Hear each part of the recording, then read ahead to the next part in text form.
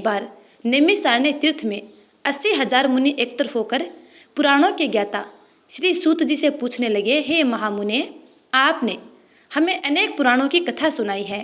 अब कृपा करके हमें ऐसी व्रत और कथा बताएं जिसके करने से संतान की प्राप्ति हो तथा मनुष्य को रोग शोक अग्नि सर्व दुख आदि का भय दूर हो, क्योंकि कलयुग में सभी जीवों की आयु बहुत कम है। फिर इस पर उन्हें रोग चिंता के कष्ट लगे रहेंगे तो फिर वे श्री हरि के चरणों में अपना ध्यान कैसे लगा सकेंगे। श्री सूत जी बोले, हे मुनियों, आपने लोक कल्याण के लिए बहुत उत्तम बात पूछी है। एक बार युधिष्ठिर ने भगवान श्री कृष्ण से लोक कल्याण के लिए यही प्रश्न किया था। भगवान श्री कृष्ण और युधिष्ठिर का संवाद तुम्हारे सामने कहता हूँ, ध्यान देकर सुनो। एक समय पांडवों की सभा में श्री कृष्ण जी बैठे हुए थे। तब युधिष्ठिर ने भगवान श्री कृष्ण से प्रश्न किया, हे प्रभु नंदनंदन गोविंद, आपने मेरे लिए अनेकों कथाएं सुनाई है। आज आप कृपा करके ऐसा व्रत या कथा सुनाएं जिसके करने से मनुष्य को रोग चिंता का भय समाप्त हो और उसको पुत्र की प्राप्ति हो। हे प्रभु, बिना पुत्र के जीवन व्यर्थ है। पुत्र के बिना मनुष्य पितृ ऋण से छुटकारा नहीं पा सकता, अतः पुत्रदायक व्रत बतलाएं। श्री भगवान बोले, हे राजन, मैं एक प्राचीन इतिहास सुनाता हूँ, आप उसे ध्यानपूर्वक सुनो। कुंडलपुर नामक एक नगर था, उसमें नंदा नामक एक ब्राह्मण रहता था। भगवान की कृपा से उसके पास सब कुछ था, फिर भी वह दुखी था। इसका कारण यह था कि ब्राह्मण की स्त्री सुनंदा के कोई संतान नहीं थी। सुनंदा पतिव्रता थी, भक्तिपूर्वक श्री हनुमान जी की आराधना किया करती थी। मंगलवार के दिन व्रत करके अंत में भोजन बनाकर हनुमान जी को भोग लगाने के बाद स्वयं भोजन करती थी। एक बार मंगलवार के दिन ब्राह्मणी घर के कार्य की अधिकता के कारण हनुमान जी को भोग न लगा सकी, तो इस पर उसे बहुत दुख हुआ। उसने भी कुछ नहीं खाया और अपने मन में प्रण किया कि अब तो अगले मंगलवार को ही हनुमान जी का भोग लगाकर अन्न जल ग्रहण करूंगी। ब्राह्मणी सुनंदा प्रतिदिन भोजन बनाती, श्रद्धापूर्वक पति को खिलाती, परंतु स्वयं भोजन नहीं करती और मन ही मन श्री हनुमान जी की आराधना किया करती थी।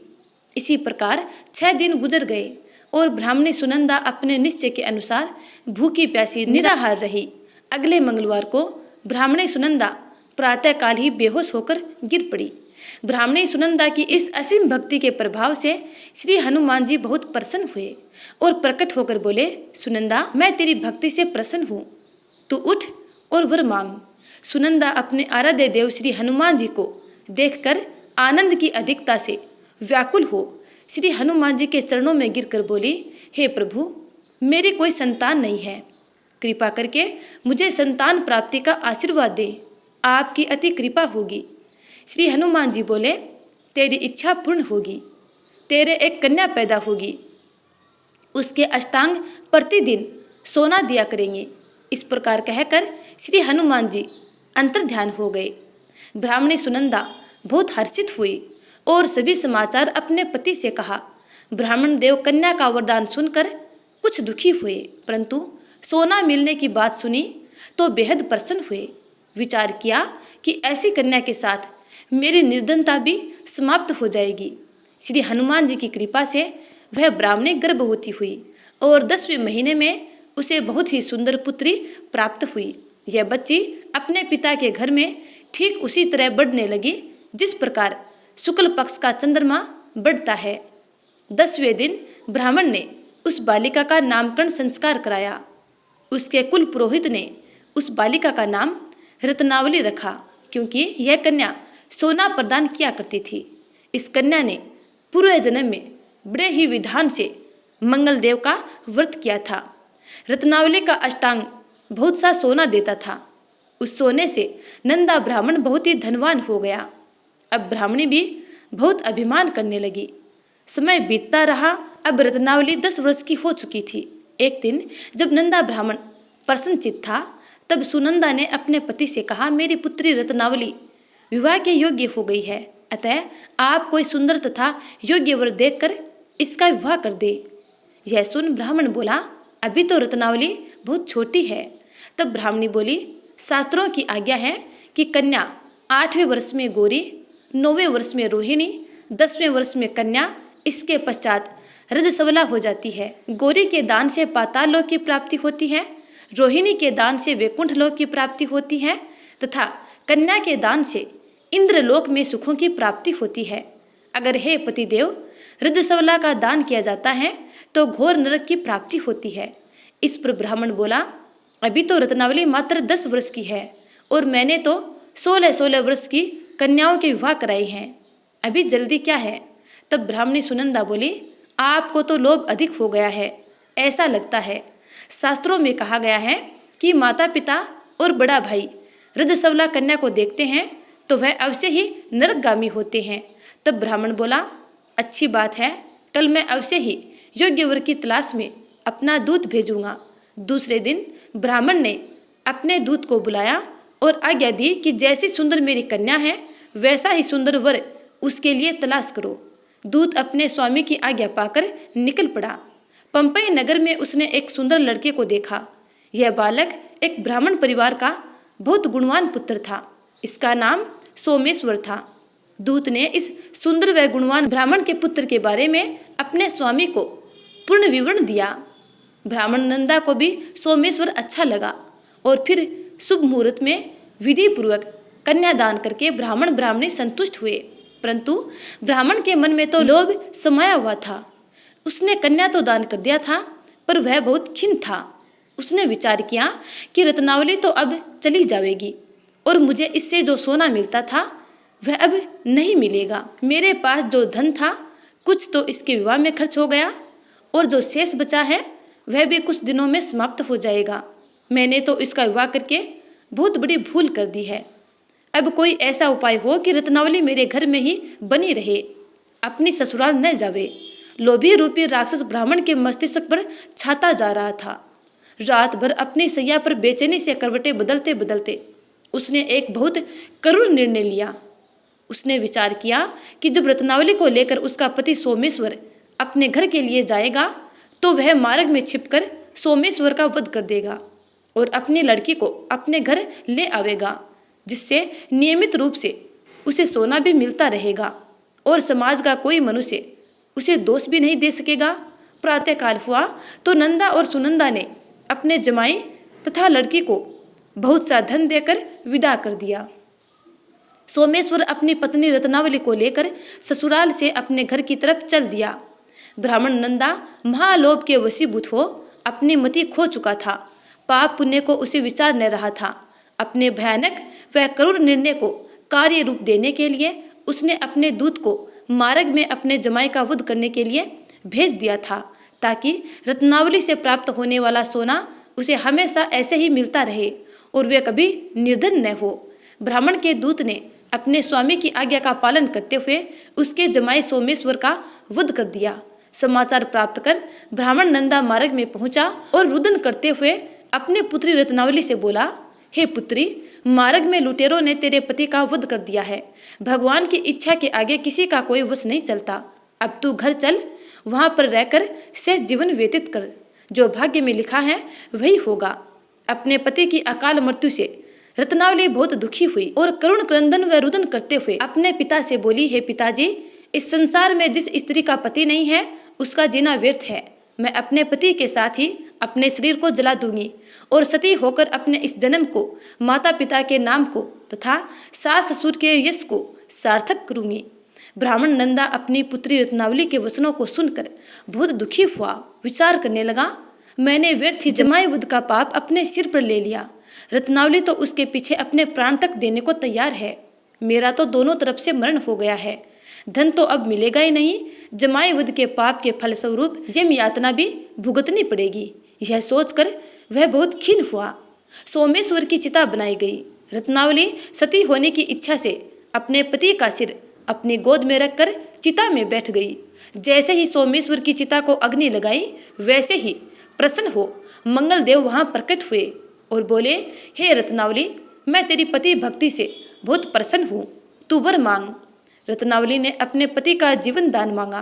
तब मंगल देव बोले, रत्नावली, तेरा पति अजर और अमर है, यह महाविद्वान भी होगा और इसके अतिरिक्त तेरी जो इच्छा हो वर मांग। तब रत्नावली बोली, हे ग्रहों के स्वामी, यदि आप मुझ पर प्रसन्न हैं तो मुझे ये वर दीजिए कि जो भी मनुष्य मंगलवार के दिन प्रातःकाल लाल पुष्प लाल चंदन से पूजा करके आपका स्मरण करें, उसको रोग व्याधि न हो, सब जनों का कभी वियोग न हो, सर्प अग्नि तथा शत्रुओं का कभी भय न रहे।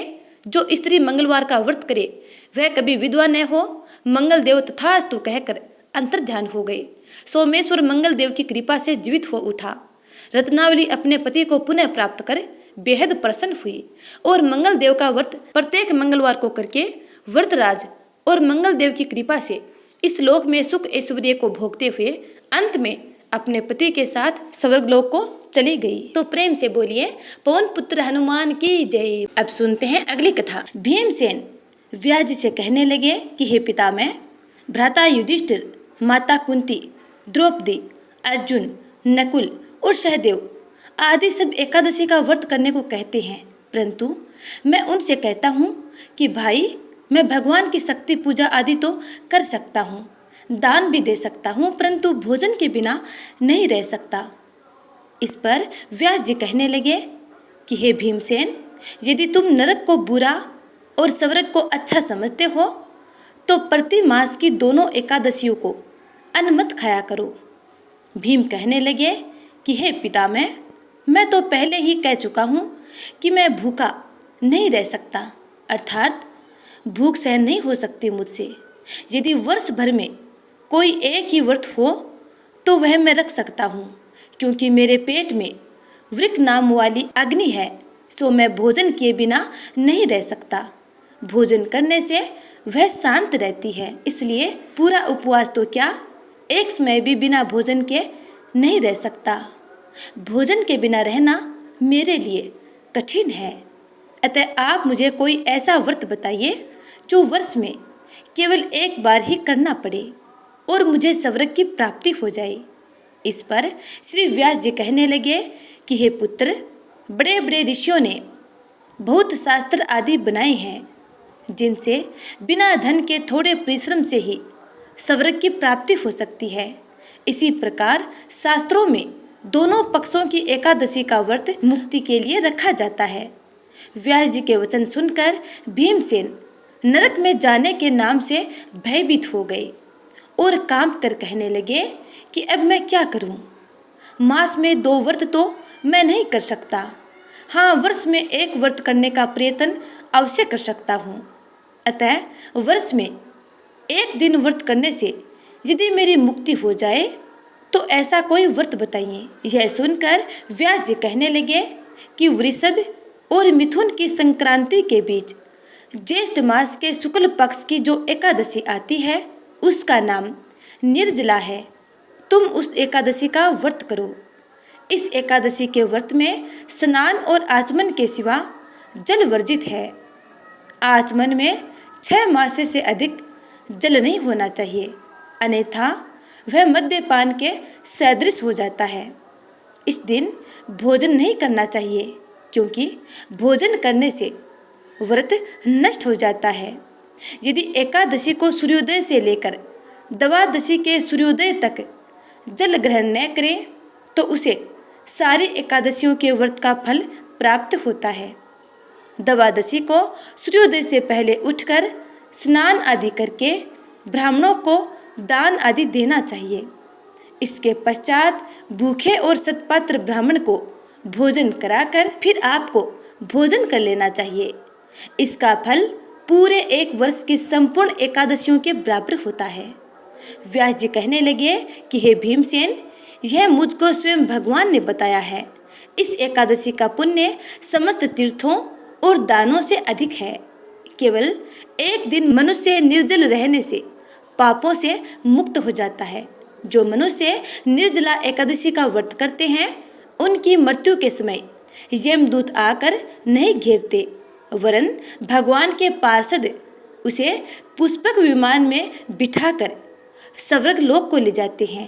अतः संसार में सबसे श्रेष्ठ निर्जला एकादशी का व्रत है, इसलिए यत्न के साथ इस व्रत को करना चाहिए। उस दिन ओम नमो भगवते वासुदेवाय मंत्र का उच्चारण करना चाहिए और गोदान करना चाहिए। इस प्रकार व्यास जी की आज्ञा अनुसार भीमसेन ने इस व्रत को किया। इसलिए इस एकादशी को भीमसेनी या पांडव एकादशी भी कहते हैं। निर्जला एकादशी व्रत करने से पूर्व भगवान से प्रार्थना करें कि हे भगवान, आज मैं निर्जला व्रत करता हूँ, दूसरे दिन भोजन करूँगा, मैं इस व्रत को श्रद्धापूर्वक करूँगा, अतः आपकी कृपा से मेरे सब पाप नष्ट हो जाएं। इस दिन जल से भरा हुआ घड़ा वस्त्र से ढककर श्रद्धा के अनुसार सवर्ण सहित दान करना चाहिए। जो मनुष्य इस व्रत को करते हैं उनको करोड़ पल सोने के दान का फल मिलता है, और जो इस दिन यज्ञ आदि करते हैं उनका फल तो वर्णन ही नहीं किया जा सकता। इस एकादशी के व्रत से मनुष्य विष्णु लोक को प्राप्त होता है। जो मनुष्य इस दिन अन्न खाते हैं वे चांडाल के समान हैं, वे अंत में नरक में जाते हैं।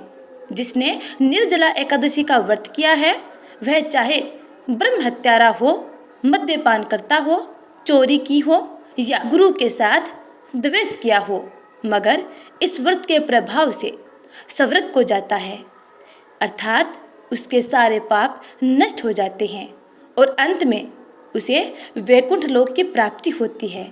हे कुंती पुत्र, जो पुरुष या स्त्री श्रद्धापूर्वक इस व्रत को करते हैं उन्हें अग्र लिखित कर्म करने चाहिए। प्रथम भगवान का पूजन, फिर श्रद्धा के अनुसार गोदान, ब्राह्मणों को मिष्ठान व दक्षिणा देनी चाहिए तथा जल से भरे कलश का दान अवश्य करना चाहिए। निर्जला के दिन अन्न, वस्त्र, उपाहन यानी जूती आदि का दान भी करना चाहिए। जो मनुष्य भक्तिपूर्वक इस कथा को श्रवणपान करते हैं अथवा अन्य को सुनाते हैं उन्हें निश्चय ही स्वर्ग की प्राप्ति होती है और उनकी मंगल कामनाएं पूर्ण होती हैं। तो प्रेम से बोलिए जय श्री हरि विष्णु।